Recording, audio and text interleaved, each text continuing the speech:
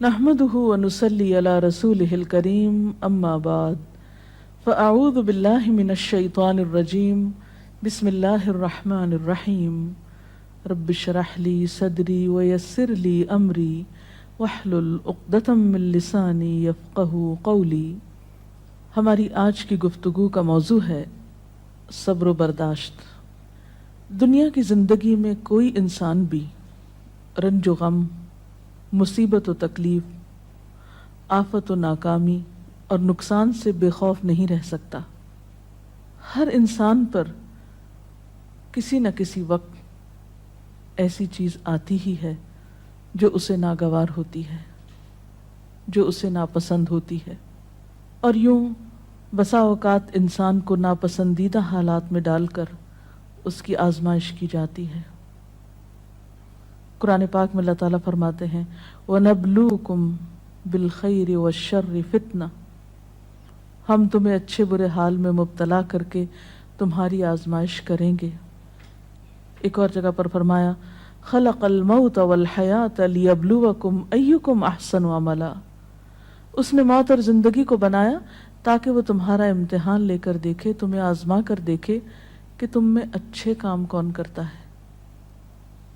اچھے وقت میں، اچھے حالات میں اچھا بننا، موافق ماحول میں، خوشگوار حالات میں، یہ مشکل نہیں ہوتا، لیکن اس وقت اچھا بن کے دکھانا جب انسان پر ایسے حالات آئیں جو اس کے لیے تکلیف اور پریشانی کا باعث ہوں، اس کی مرضی کے مطابق نہ ہوں۔ ایسے میں ہی کسی انسان کا صحیح طور پر پتہ چلتا ہے کہ وہ دراصل کیسا انسان ہے۔ اب جب بھی کوئی مشکل آتی ہے یا مصیبت آتی ہے تو اس وقت انسان کے سامنے دو راستے ہوتے ہیں۔ ایک تو یہ کہ اس مشکل یا مصیبت کا صحیح طور پر مقابلہ کرے، اس میں مثبت رویہ اختیار کرے، صبر سے کام لے، اور دوسرا راستہ یہ کہ انسان اس پر چیخے چلائے، پریشان ہو، حواس کھو بیٹھے، مایوسی کا شکار ہو۔ اب ان دونوں راستوں کو دیکھ کر آپ خود فیصلہ کر سکتے ہیں کہ کون سا راستہ آپ کے حق میں زیادہ مفید ہو سکتا ہے۔ کسی بھی آنے والی مشکل یا آزمائش کو اگر انسان رب کا فیصلہ سمجھ کر قبول کر لیتا ہے تو اس صورت میں انسان کے اندر صبر آ جاتا ہے، اور اگر انسان مایوس ہوتا ہے، اس فیصلے کو قبول نہیں کرتا، اللہ سے ناراض ہوتا ہے، تو حاصل کچھ بھی نہیں ہوتا، اس اجر کو بھی چھوڑ بیٹھتا ہے جو صبر کی صورت میں اسے اس مصیبت پر مل سکتا تھا، اس سے بھی ہاتھ دھو بیٹھتا ہے، اور دوسری طرف مسئلہ حل بھی نہیں ہوتا۔ اس کے برعکس جو لوگ مصیبت پر صبر کرتے ہیں ان کے بارے میں قرآن پاک میں آتا ہے وَبَشِّرِ الصَّابِرِينَ الَّذِينَ إِذَا أَصَابَتْهُمْ مُصِيبَةٌ قَالُوا إِنَّا لِلَّهِ وَإِنَّا إِلَيْهِ رَاجِعُونَ أُولَئِكَ عَلَيْهِمْ صَلَوَاتٌ مِّن رَّبِّهِمْ وَرَحْمَةٌ وَأُولَئِكَ هُمُ الْمُهْتَدُونَ، اور خوشخبری ان لوگوں کو دیجیے جو مصیبت پر صبر کرتے ہیں اور کہتے ہیں کہ ہم اللہ کے ہیں اور اللہ ہی کی طرف ہمیں واپس جانا ہے۔ ان لوگوں پر ان کے رب کی طرف سے بڑی عنایات ہوں گی اور اس کی رحمت ہوگی، اور ایسے ہی لوگ راہ ہدایت پر ہوتے ہیں۔ گویا مصیبت کے وقت صبر کرنے والا اللہ تعالیٰ کی خاص رحمت اور عنایت کا مستحق ہو جاتا ہے۔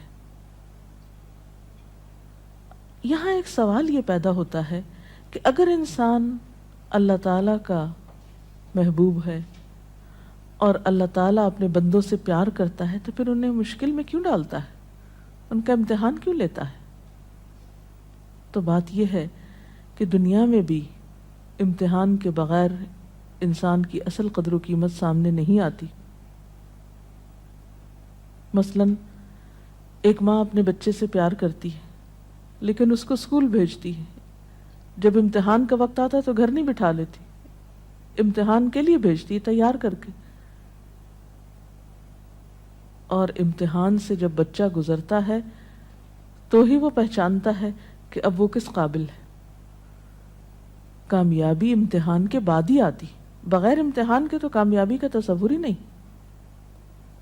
اسی طرح ہم دیکھتے ہیں کہ دنیا کی تاریخ میں جس طرح کے بھی لوگ آئے، خواہ وہ نیک آئے یا بد آئے، اچھے یا برے، انبیاء اور صالحین تھے یا فاسقین و فجار تھے، آزمائشیں ہر ایک کی زندگی میں آئیں. اس دنیا میں سب کو امتحانوں سے گزرنا پڑا.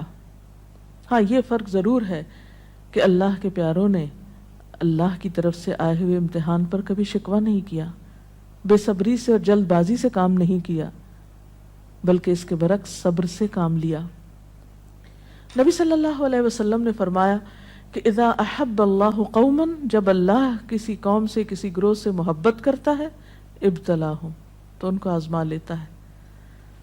گویا آزمائش اللہ کی طرف سے کسی ناراضگی کی علامت ہی نہیں، بلکہ بسا اوقات وہ اس کی محبت کی علامت ہوتی. پھر فرمایا کہ جو شخص اس پہ راضی ہو جاتا ہے اللہ اس کے لیے راضی ہو جاتا ہے، اور جو ناراض ہوتا ہے اللہ تعالیٰ اس سے ناراض ہو جاتا ہے.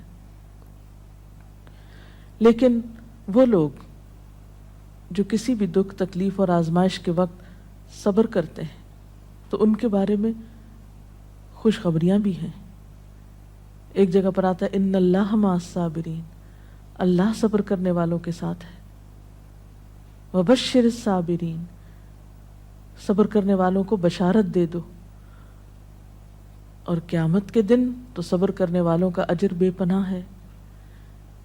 حدیث میں آتا ہے قیامت کے روز دنیا میں عافیت سے رہنے والے جب آزمائش میں مبتلا لوگوں کے اجر کو دیکھیں گے، یعنی قیامت کے دن جو ان کو اجر ملے گا اس کو دیکھیں گے تو تمنا کریں گے کہ اے کاش دنیا میں ہماری جلد کینچیوں سے کاٹ دی جاتی اور ہم بھی صبر کرتے اور آج ہمیں بھی اتنا بڑا اجر ملتا. اور اس کے علاوہ جو بھی مصیبت، تکلیف، حتیٰ کہ کانٹا بھی چبھتا ہے بندہ مومن کو، تو اللہ تعالیٰ اس کے بدلے میں بھی انسان کے گناہ معاف کرتا رہتا ہے. اس لیے کبھی بھی اس بات پر پریشان نہیں ہونا چاہیے کہ کوئی مصیبت جو آ گئی تو یہ شاید اللہ تعالیٰ کی ناراضگی ہی کا ذریعہ ہے. نہیں، اسی پریشانی میں آپ اللہ کی رضا کو بھی پا سکتے ہیں. نبی صلی اللہ علیہ وسلم نے فرمایا جس مسلمان کو کوئی قلبی اذیت، جسمانی تکلیف، بیماری، رنج، دکھ، غم، کچھ بھی جو پہنچتا ہے، حتیٰ کہ اگر اسے کانٹا بھی چبھ جاتا ہے اور وہ اس پہ صبر کرتا ہے تو اللہ تعالیٰ اس کے بدلے اس کے گناہوں کو معاف کر دیتا ہے. اس لیے تکلیف مانگنی تو نہیں چاہیے، عافیت کی دعا پسندیدہ ترین دعاؤں میں سے ہے، لیکن اگر تکلیف آ جائے تو اس پر واویلا نہیں کرنا چاہیے، اس کو اللہ کا فیصلہ سمجھ کر قبول کر لینا چاہیے اور اس وقت صبر سے کام لینا چاہیے. اب سوال یہ پیدا ہوتا ہے کہ صبر کیا کیسے جائے؟ تو اس کے لیے شعوری کوشش کی ضرورت ہوتی ہے. حدیث پاک میں آتا ہے من یتصبر یصبرہ اللہ، جو صبر کرے گا اس کو اللہ صبر دے دے گا. تو گویا سب سے پہلے نیت اور ارادے کی ضرورت ہے، اللہ کے فیصلے کو قبول کرنا، ایکسپٹ کر لینا کہ جو ہونا تھا ہو گیا، آپ اسے تبدیل نہیں اب کر سکتے.